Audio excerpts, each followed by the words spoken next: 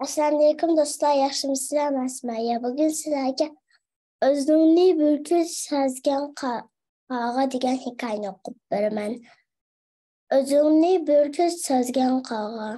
Havoda laylab yurgan burkutlardan biri bir qarg'aga hujum qilib, jangal siliblar ko'tarib uchib ketibdi.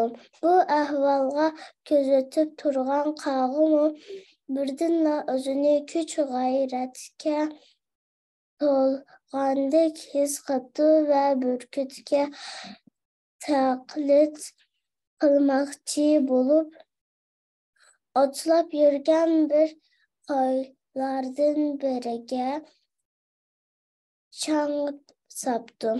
Andin ovozini barcha qaqildab boshladi. Qo'y unga: "Hey qarg'a, itga hargiz bundoq muomala qilmagan bo'lg'aymiding?" deb so'rabdi. "Albatta", debdi tavbabdi qarg'a. "Men ittaklarni oldiga doim qo'mish turaman. Ammo senga o'xshaydigan ahmoqlarga duch kelsam, o'zimni ko'rsatib qo'yaman. Mana qara. Endi mening qandoq qilganligimni ko'rib qo'yasan." Qarg'a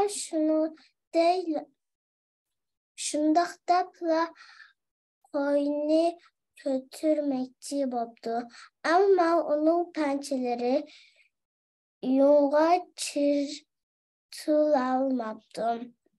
Bir chog'da mal egasi kelib, uni tutibdi va bolalariga o'yinchoq qilib berish uchun uyga ilib beribdi. Bolalar qarg'ani ko'rib otasidan: "Bu qushning nomi nima?" deb so'rabdi. Otasi: "Aslida buning iti qarg'a edi. Biroq bundan yarim soat burun u o'zini burkut deb tasavvur qildi. Mana endi u o'zining kim ekanligini bilib turgan bo'lsa kerak", deb javob beribdi. Xo'sh,